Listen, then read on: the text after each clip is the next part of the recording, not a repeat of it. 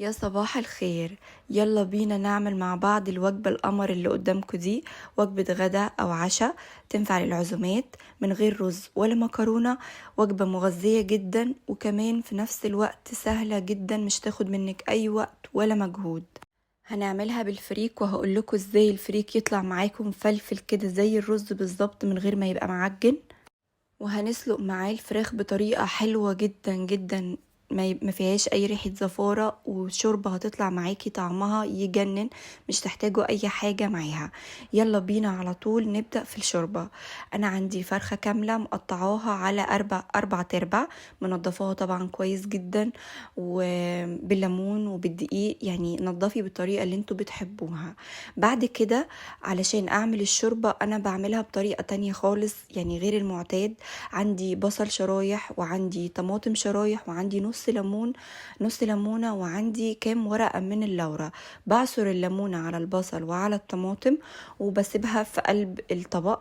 وبحط عندي شوية من البهارات بتاعت الشوربة، عندي ملح وعندي فلفل وعندي بهارات 7 بهارات وعندي سكر ومكعب من المرق وشوية كام حباية من الحبهان وكمان زيهم من القرنفل.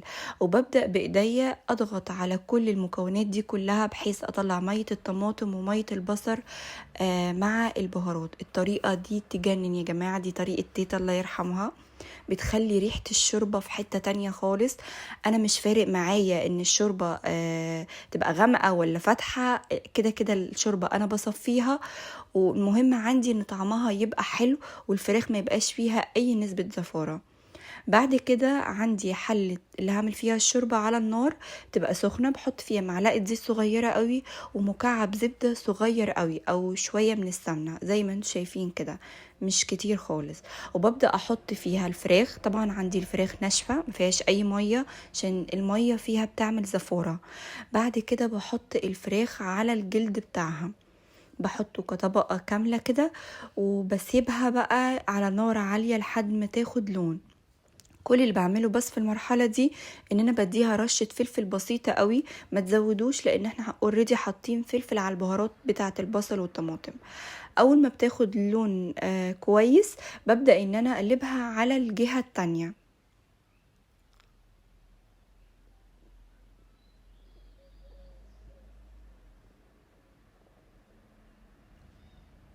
بقلب كل الفراخ على الجهة التانية وببدأ احط الخليط اللي انا عملته، بوزعه كويس على كل الفراخ وبسيب برضو نص الليمونة موجودة، انا كده كده غسلاها في الاول ما تقلقوش خالص. وده طبعا بحطه بس في شوربة الفراخ، يعني الليمون ما بحطوش في شوربة اللحمة. ببدأ اوزعها كده كويس وبسيبها برضو من تحت شوية، وببدأ اني انا اضيف مية مغلية في نفس الطبق اللي كان فيه البهارات والبصل والطماطم. انا مش بحب ازود المية قوي في الشوربة، مجرد ان هي تبقى بس مغطية الفراخ علشان يبقى طالعة الشوربة معايا مكثفة وطعمها حلو. بعد كده بغطيها لحد ما بتغلي زي ما انتوا شايفين كده، ما كانش فيها اي ريم من على الوش، ادام الفراخ مغسولة كويس وادام خدت الصدمة الاولانية دي. بسيبها بقى تغلي على نار هادية لحد ما بتستوي بشكل نهائي. الفراخ اصلا بتبقى واخدة لون حلو قوي من بره. بشيلها عشان ما تتهريش معايا في الشوربة وبحطها في طبق جانبي. وببدأ بقى لو انا هحمرها احطها على طول في الفرن او بسيبها شوية لحد ما بجهز الفريك بتاعي. انا الحقيقة سبتها شوية لحد ما تهدى وصفيت كل الشوربة في حلة تانية، وزي ما انتم شايفين لون الشوربة بيبقى صافي جدا وكمان بيبقى قوامها حلو ونسبة الدهون زي ما انتم شايفينها حلوة جدا. تقدروا تعملوا بيها ملوخية او تقدروا تعملوا بيها اي صنف انتوا حابينه. نيجي بقى للفريك ازاي يطلع مفلفل معايا. انا مستخدمة هنا فريك الضحى، ما بقدرش استغنى عنه، دايما معايا في شنطة سفري لما برجع من مصر. مستخدمة الكيس اللي هو تقريبا نص كيلو او 400 جرام.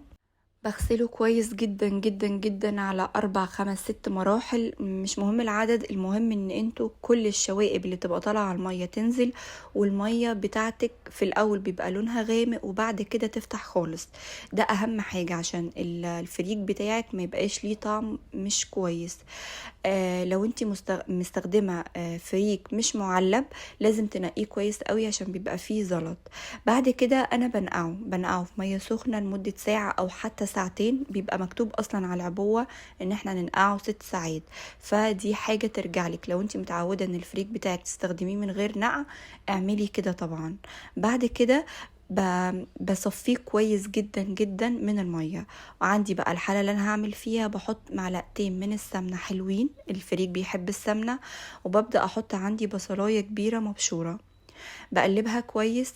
وبعد كده بحط البهارات على طول، معلقة صغيرة من الملح، نص معلقة من الفلفل الاسود، ربع معلقة من القرفة، وحاجة بسيطة قوي من الحبهان البودر. التوابل دي بتفرق قوي مع الفريك، ما بزودش عن كده. وببدأ احط عندي الفريك بتاعي، بفضل اقلب فيه لحد ما بحس ان الفريك في الاول بيبقى مكتل كده وماسك في بعض من المية، بعد كده بيبقى مفلفل، والصوت بتاعه بيبقى من النشفان اللي بيبقى واخده من الزيت والتشويح، بيبقى ظاهر زي ما انتم شايفين كده، حتى من غير اي صوت تعرفي ان هو مفلفل. في المرحلة دي هو خلاص بيبقى جاهز للشوربة. طيب احط شوربة قد ايه على الفريك؟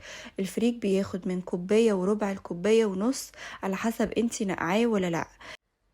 طيب مش عايزة تحسبي بالكوبايات، بتحطي الشوربة او المية بتاعتك لحد ما بتغطي الفريك، بس مش بيبقى متغطي انك مش شايفة الفريك، يعني شايفة الشوربة انا حطاها، وكمان حب الفريك باين. بسيبه بقى اول ما بيغلي بهدي عليه خالص، عادي خالص. بعد ما بيستوي زي ما انتم شايفين هو كده استوى، بتحسوا ان برضو بيبقى فيه لسه نسبة مية. في ناس بتحبه في المرحلة دي، انا بحبه في المرحلة دي في الطواجن. انما لما بعمله رز مفلفل يبقى بديل للرز، بجيب بطفي بقى عليه النار خالص، وبجيب فويل، ورقة او ورقتين من الفويل، وبكمر بيها الحلة كويس جدا، وبغطيها تاني وبسيبها تقريبا نص ساعة. ما بحاولش اقرب منه اول ما بيستوي، عشان بيبقى لسه فيه نسبة مية وتحسوا ان هو معجن شوية. فالنص ساعة دي كفيلة ان هو يتشرب كل المية الموجودة فيه ويهدى، وبيبقى طالع مفلفل جدا. على ما يتشرب بقى المية بتاعته، هعمل خلطة بسيطة قوي لدهن الفراخ عشان هحطها في الفرن. بحط حاجة بسيطة قوي من الزبدة تبقى طرية او في الميكرويف متدوبة، وبحط عليها بابريكا وشوية ملح وشوية فلفل. بس كده تقدروا تحمروها، بس انا كنت عايزة وصفة خفيفة شوية وصحية، فهدهن بيها الفراخ كلها. ببقى فاتحة الشواية عندي، بتدخل تحت الشواية لحد ما بتتحمر. ممكن تحتاجوا ان انتوا تحركوا الصينية من وقت للتاني، بحيث ان كل الفراخ تبقى واخدة لون كويس من كل جهة. انا عندي طبق كده كامل، انتوا لو مش بتصوروا مش هياخد في ايديكم نص ساعة حرفيا. لو انتوا مخططين ان انتوا تعملوا فريك، ممكن تعملوه كمان تنقعوه من قبليها بليلة او اول ما بتصحوا. الفريك بصوا طالع مفلفل جدا جدا، طعمه يجنن. انا بحبه جدا، وبحب اعمله من فترة للتانية عشان بيبقى مغذي شوية وبديل حلو للرز والمكرونة. فجربوه، والناس اللي بتخاف ان هو يبقى معجن ما تقلقوش خالص، اعملوا نفس الطريقة اللي انا عملتها دي، هيطلع معاكم طعمه يجنن. بحطه في طبق التقديم، تقدروا تحطوا في اطباق اصغر من كده، بس انا حابة ان هو يبقى طبق كبير. بحط عليه الفراخ، وبحط كمان عليه شوية من اللوز المتحمر، انا برضو محمراه في زبدة او في سمنة. يعني حبيت ان كل الاكل يبقى صحي، او طبق يبقى صحي النهاردة. تقدروا تقدموا معاه سلطة خضراء او سلطة زبادي، بيبقى طعمه يجنن يا جماعة. اتمنى الوصفة النهاردة تكون عجبتكم وتكون جديدة شوية او تغيير لينا ولولادنا. ما تنسوش لو عجبتكم الوصفة تشتركوا وتفعلوا اشتراككم في القناة من جرس التنبيهات، وتعملوا لايك لو عجبكم، وتجربوه وتبعتولي في الكومنتات او في التطبيقات بتاعكم على الفيسبوك. وان شاء الله نتقابل في وصفة جديدة عن قريب.